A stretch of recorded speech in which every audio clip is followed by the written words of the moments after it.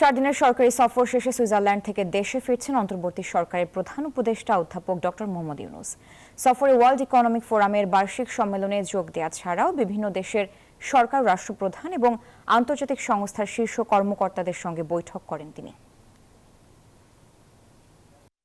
শনিবার বিকেলে সুইজারল্যান্ডের দাভোস থেকে ঢাকা ফেরেন অন্তর্বর্তী সরকারের প্রধান উপদেষ্টা ডক্টর মোহাম্মদ ইউনূস। বিকেল 5টায় তাকে বহনকারী বিমানটি হযরত শাহজালাল আন্তর্জাতিক বিমানবন্দরে অবতরণ করে।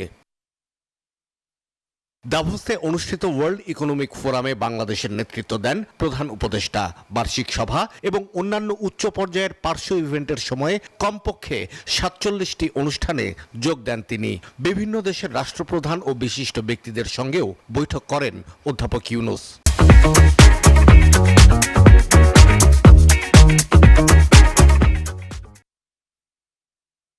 পুরো সফরে 4 জন রাষ্ট্র ও সরকার প্রধানের সঙ্গে বৈঠক করেন প্রধান উপদেষ্টা। এছাড়া মন্ত্রী পর্যায়ের গণ্যমান্য ব্যক্তিদের সঙ্গে 4টি, জাতিসংঘ বা এ জাতীয় সংস্থার প্রধান বা শীর্ষ নির্বাহীদের সঙ্গে 10টি, সিইও এবং উচ্চ পর্যায়ের ব্যবসায়ীদের সঙ্গে 10টি এবং WTF আয়োজিত 9টি অনুষ্ঠানে যোগ দেন তিনি। সাক্ষাৎকার দেন 8টি আন্তর্জাতিক গণমাধ্যমে। সফরকালে বাংলাদেশে বৈদেশিক বিনিয়োগ বাড়ানোর আহ্বান জানান ডক্টর ইউনূস। বাংলাদেশ থেকে পাচার হওয়া টাকা দেশে ফিরিয়ে আনতে বিশ্ব সম্প্রদায়ের সহযোগিতা চান তিনি।